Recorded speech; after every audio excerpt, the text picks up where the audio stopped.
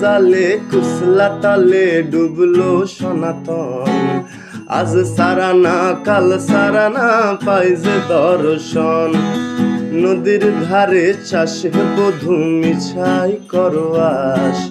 ঝিরি হিরি বা কালো দিয়ে বইছে 12 মাস।